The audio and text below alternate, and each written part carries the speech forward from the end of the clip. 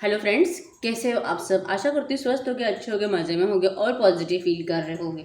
आपको हमेशा positive feel करना है क्योंकि एक पॉजिटिव साढ़ा अपनी लाइफ में 100 गुना पॉजिटिविटी अट्रैक्ट करता है, राइट। और आज के इस रीडिंग में हम देखेंगे आपके पार्टनर की और आपके दोनों की कल रात की एक दूसरे के लिए ट्रू डीप फीलिंग्स।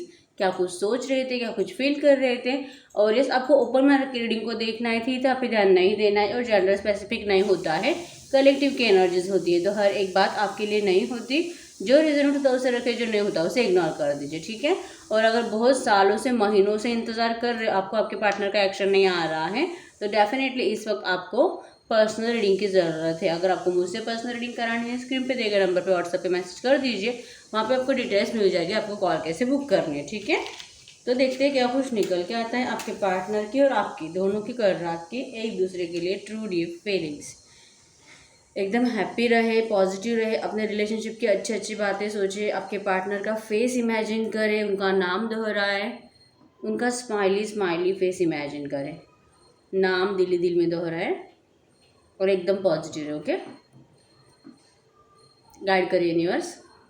मेरे जो भी व्यूवर्स इस वक्त इस रीडिंग को देख रहे हैं, हमें इनकी और इनके पार्टनर की कल रात की एक दूसरे के लिए ट्रू डीप फीलिंग्स बताएं। इनकी क्या कुछ सच्ची भावनाएं थी, गाइड करें। क्या कुछ सोचा इन्होंने एक दूसरे के लिए।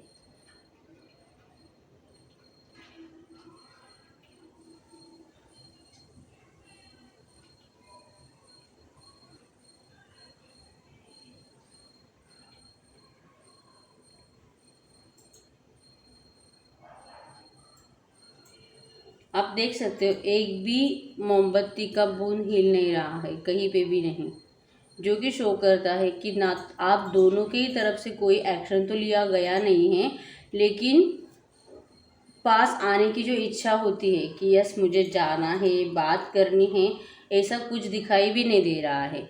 बस अपने अपने जगह पे बैठे हुए आप दोनों, और जैसे कि सोच रहे हो सब कुछ जो हुआ आपके इस रिलेशनशिप में, कैसे हुआ, क्या हुआ। आपके पार्टनर तो मतलब जो भी आपके इस रिलेशनशिप में हुआ है, देखो हर एक पॉइंट जो अलग अलग है, अलग अलग जा रहा है। और डेफिनेटली यहाँ पे आप देख सकते हो 3 डॉट्स जिस तरह से चिपक के आए हैं, जो शो करता है।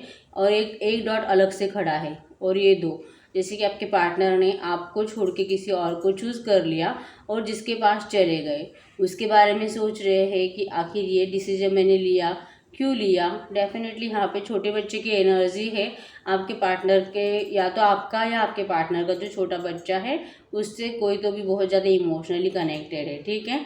और उसी इमोशंस के चलते जो है इस रिश्ते में ज़रा मतलब कि दूरियां आ चुकी है और ज़्यादा ध्यान जो है बच्चों पे दिया जा रहा है, ऐसा कुछ नज़र आ रहा है। और डेफिनेटली यहाँ पे बहुत सारी थर्ड पार्टीज़ है। मतलब मतलब मैं ये नहीं बोल सकती कि कोई एक है, जैसे कि कोई रोमांटिक थर्ड पार्टी है या फिर मम्मी है, पापा है, ऐसा नहीं। यहाँ पे बहुत सारे लोग हैं जो कि जहर घोलने का काम कर रहे हैं आपके इस रिलेशनशिप में। आप दोनों के दोस्त हो सकते हैं जो आप दोनों को जानते हैं, जो इस रिश्ते को जो है मतलब नहीं चाहते आप दोनों एक साथ रहे। मतलब जो कि आप दोनों एक साथ रहने के बाद जो आपका एनर्जीज होता है, जो पॉजिटिव एनर्जीज रहता है, वो उन्होंने देखा है, जो कि बहुत ज़्यादा जले हैं वो लोग उस टाइम पे।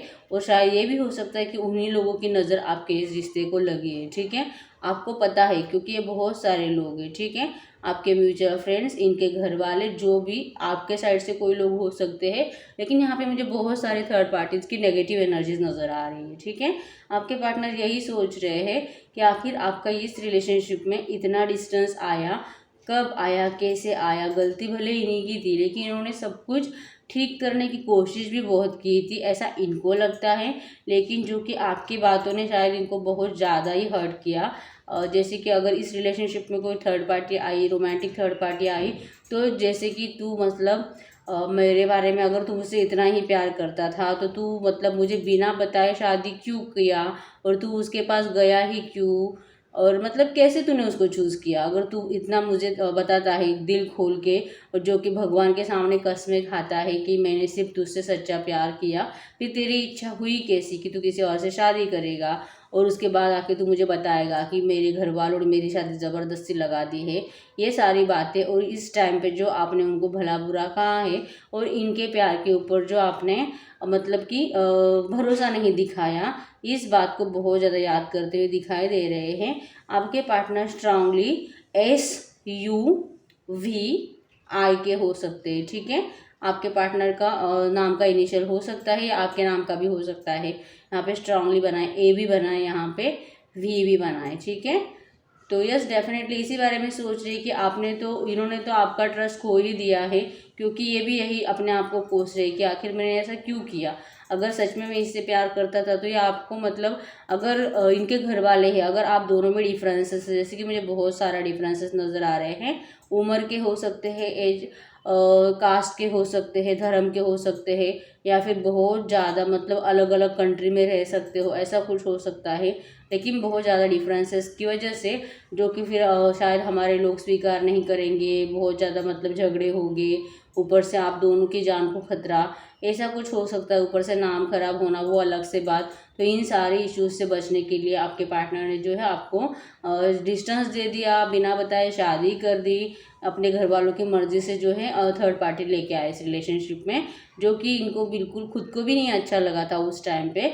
लेकिन फिर भी आपने जो गुस्से में इनको जो भी कहा है ना, आपकी बद्दुआएं, आपकी गालियाँ, आपका जो भी है, आपने इनको जो जो बोला था वो सब कुछ कल रात मुझे बहुत ज़्यादा याद करते हुए दिखाई दे रहे हैं। और इस बहुत ज़्यादा स्टक है उन्हीं बातों में, और जो कि आपका गुस्सा, आपका जो फेस गुस्से में था वो, और जो बातें वो याद कर कर के शायद इन्होंने रोया भी है।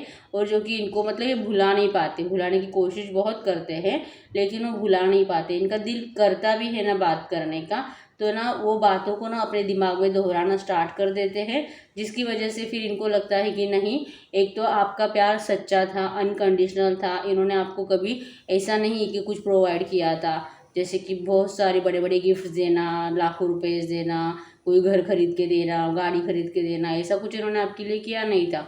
जो कि मतलब आपने कभी इनसे ये उम्मीद भी नहीं करी थी। आपने सिर्फ इन्हीं की उम्मीद करी थी कि ये मेरे मतलब मुझसे लॉयल रहे, मुझसे प्यार करे, हमारा घर बने, शादी हो, बच्चे हो, ये आपकी उम्मीदें थी, जो कि इनको अच्छे से पता भी था, ठीक है। लेकिन फिर भी अगर जिस रिलेशनशिप में कोई लालच नहीं था, ऐसे जो आपको छोड़ के चले गए हैं ना, इसीलिए बहुत ज़्यादा उनको अभी पछतावा भी हो रहा है, रोना भी आ रहा है, और जो कि आपकी यादों से बाहर भी नहीं निकल पा रहे हैं, और कम्प्लीटली उन बुरी यादों को भुला भी नहीं पा रहे हैं कि जो अच्छी बातें थी आपके इस रिलेशनशिप की पहले की, और जो थर्ड पार्टी आई तब से लेके अब तक, जो बीच में जो पीरियड है ना, उस पीरियड में मैं कैसे सब कुछ ठीक कर सकता था, मैं क्या क्या ट्राई कर सकता था, मैंने सब कुछ किया, लेकिन जो कि रिश्ता ठीक नहीं हुआ, ऐसा इनको लगता है, ठीक है।